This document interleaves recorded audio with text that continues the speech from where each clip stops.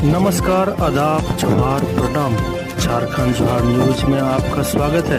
अब आप देश दुनिया की खबरें को देखने के लिए इस चैनल को सब्सक्राइब करें। बरही के पचमाधव फुटबॉल मैदान में भाजपा प्रत्याशी मनीष जायसवाल के पक्ष में विशाल जनसभा हुई।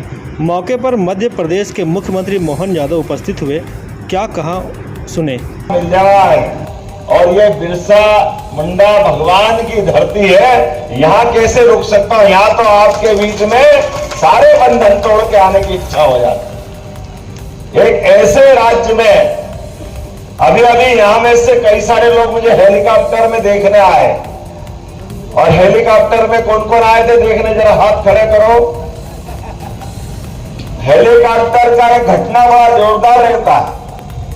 हेलीकॉप्टर उड़ता ऊपर तो लगता बहुत अच्छा, लेकिन हेलीकॉप्टर जब नीचे आता है तो जितने देखने वाले हैं वो धूल उनकी आंखों में आती, कचरा उड़ता है और आंखें बंद हो जाती। मैं इस घटना की कल्पना कर रहा था कि यह घटना क्या बताती है। मुझे आपके झारखंड की घटना इससे जुड़ती दिखाई दे रही है। आपने सबने वोट देकर के जिनको मुख्यमंत्री बनाया, सरकार के मंत्री बनाया, वो हेलीकॉप्टर में सुंदर लग रहे थे, लेकिन आकर के आपकी धूल में आंखों में झोंक रहे थे। वो आपकी आंखों के सामने आपका माल लूट के ले जा रहे हैं। ये जो दृश्य दिखाई दे रहा है, ये झारखंड की स्थिति बराबर कर रहा है। कौन को छोड़ो, जिनको बात करो। हमने अपने बड़े अरमानों से सरकार बनाई है, और सरकार में अपने अपने ढंग से कोई ने वोट ज्यादा दिया, कोई ने कम दिया, लेकिन लोकतंत्र में तो सबने हिस्सा लिया। सबने लिया कि नहीं लिया? और सबने हिस्सा लिया, सरकार बनी। यहाँ पे इतना समृद्ध प्रदेश जिसकी खनिज संपदा का सही उपयोग हो जाए, तो मैं गारंटी से कह सकता हूं कि झारखंड नंबर 1 का राज्य हो, नंबर 1 का देश के अंदर सारी संभावनाएं। और स्वर्गीय भारत रत्न अटल बिहारी वाजपेयी जी को याद कर लें। बात तो झारखंड की 1937 से प्रारंभ हुई थी। सपना तो तब देखा गया, लेकिन सपने को पूरा करने में भाजपा ही आगे आई, और स्वर्गीय हमारे अटल बिहारी वाजपेयी जी ने आपकी उस मांग को पूरा किया जिसका सपना सबने देखा है।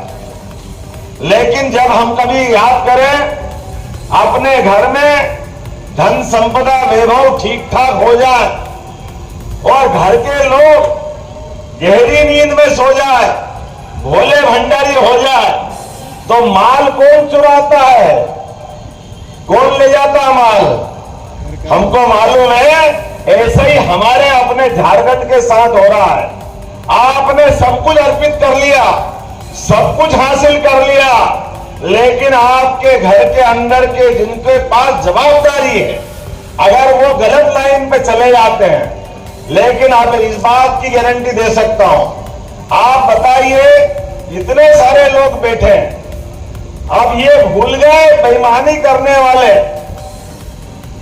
ये याद है इनको कि नहीं मालूम नहीं, लेकिन इस देश में एक परिवर्तन आया 2014 के बाद, और उस परिवर्तन वाले व्यक्ति ने डंके की चोट कहा था कि ना खाऊंगा और ना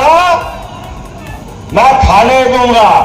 तो चाहे नंबर 1 का हो या कल नंबर 2 का अंदर गया, हिसाब बराबर हुआ कि नहीं हुआ? कोई बचा है क्या?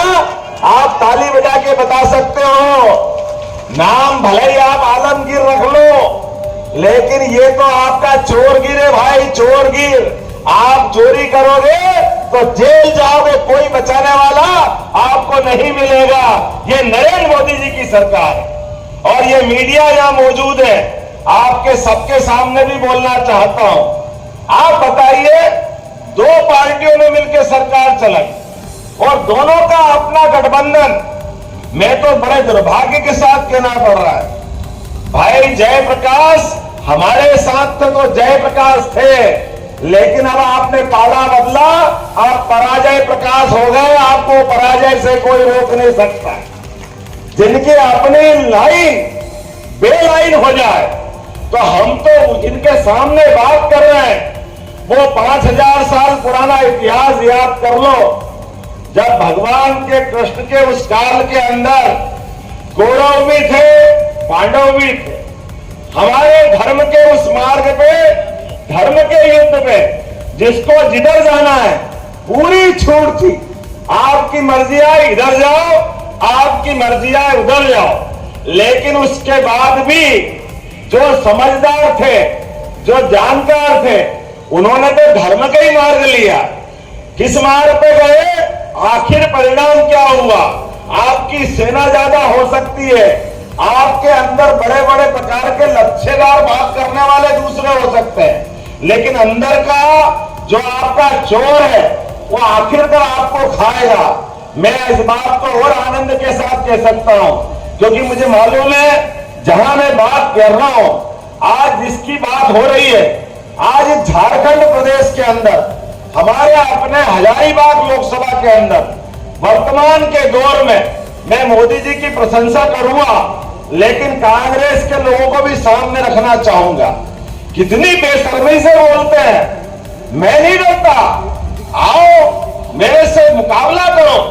अरे भाई मुकाबला करो किससे?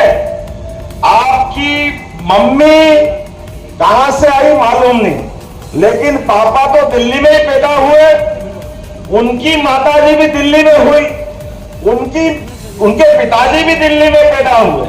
कांग्रेस की 5 पीढ़ी दिल्ली में पैदा हुई, लेकिन कांग्रेस के लोग इतने कायर, एक भी बार दिल्ली से लड़ करके मुकाबला करने की हिम्मत नहीं करते। ये नाकामी है क्या नहीं है?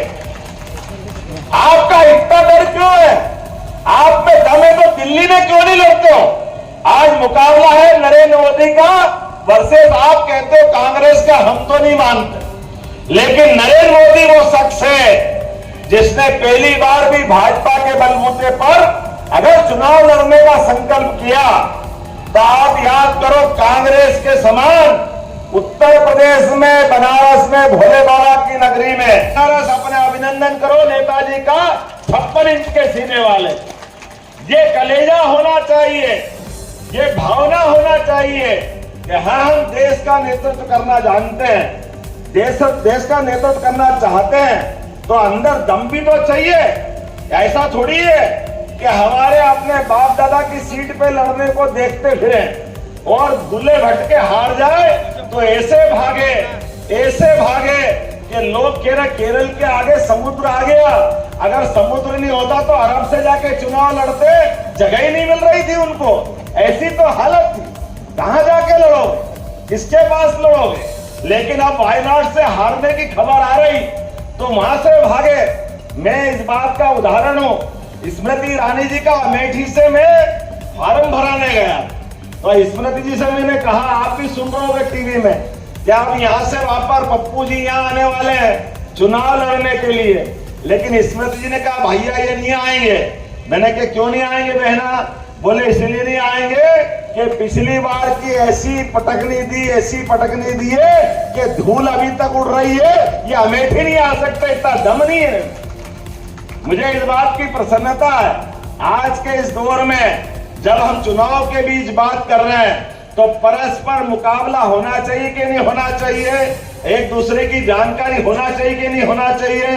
एक तरफ वो व्यक्ति जो चुनाव लड़ने आए, और मुझे इस बात की प्रसन्नता और आनंद बढ़ता है, मैं भगवान कृष्ण के वंश से आता हूं और भगवान कृष्ण और राम के माध्यम से दुनिया भारत को पहचानती है। बोले भगवान राम और कृष्ण की। आप बताइए उनका जीवन, दोनों का जीवन हमारे सबके आदर्श के रूप में है। दुनिया के अंदर 2 उदाहरण ऐसे हैं, दोनों के बीच अंतर तो 17 लाख साल का है, लेकिन दोनों ने कदम कदम पर जीवन में जब कठिनाइयां आई तो समाज का साथ लेकर के बड़ी से बड़ी चुनौती से लड़ने के लिए समाज की हिम्मत के बलबूते पे लड़े।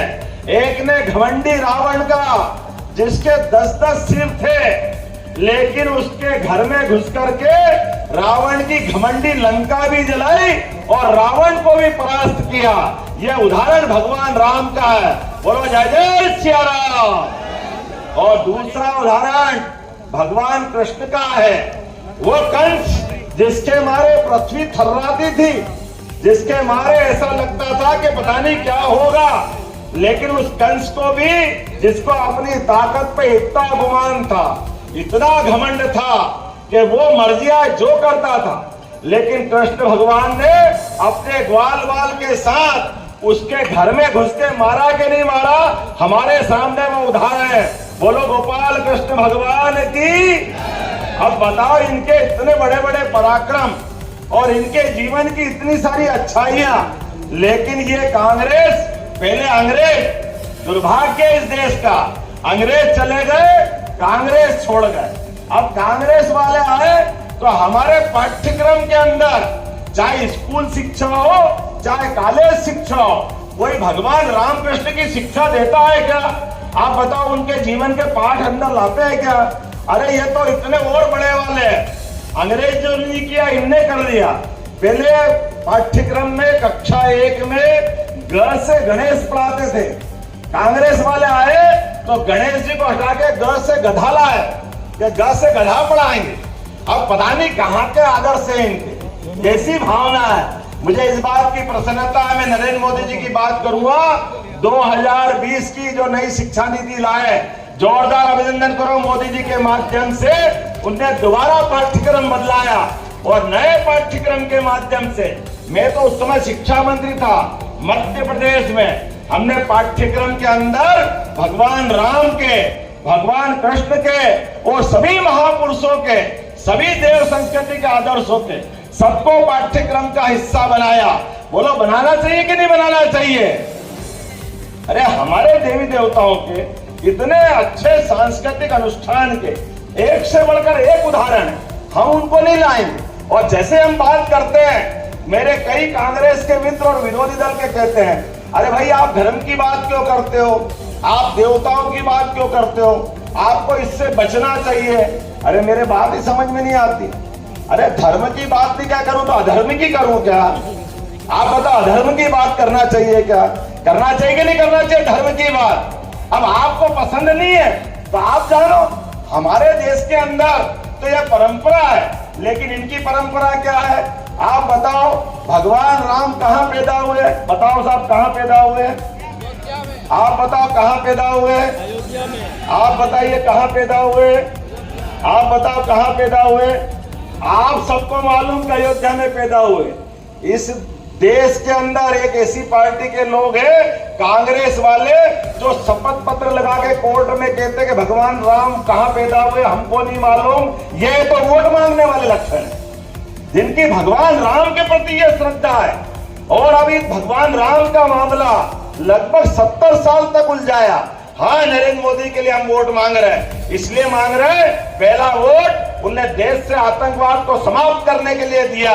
हुआ कि नहीं हुआ बताओ? अपनी जोरदार अभिनंदन करो।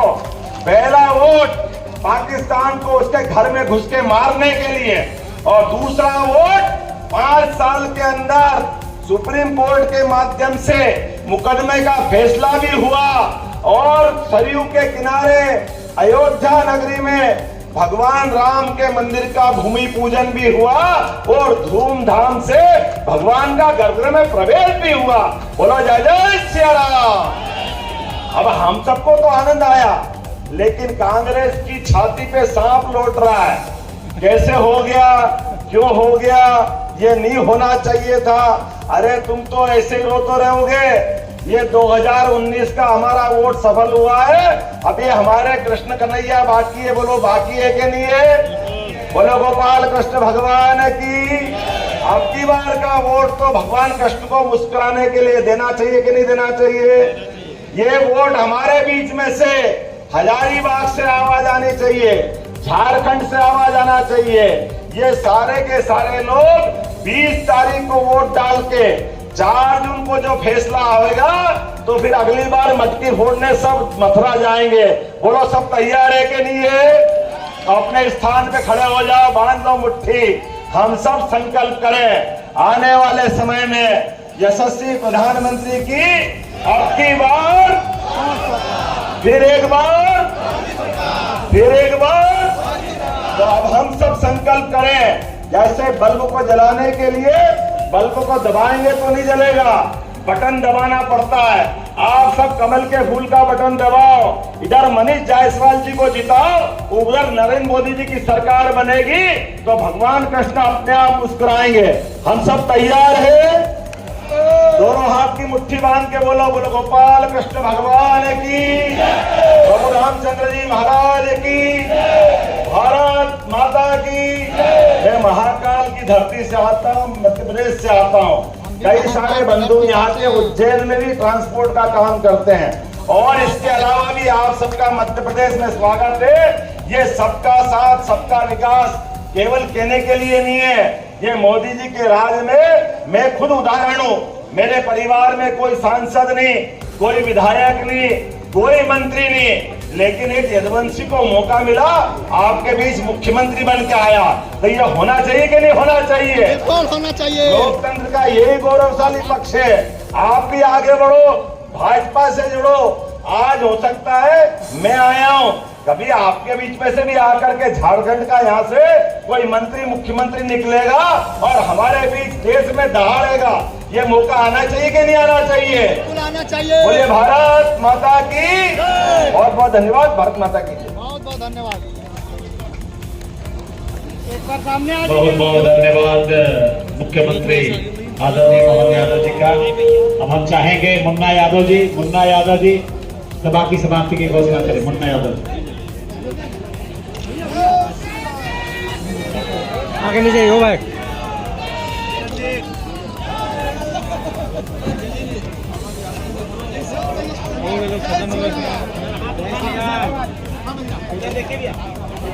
अरे आगे मत बढ़िए, कोई फिर आगे लोग मोहन।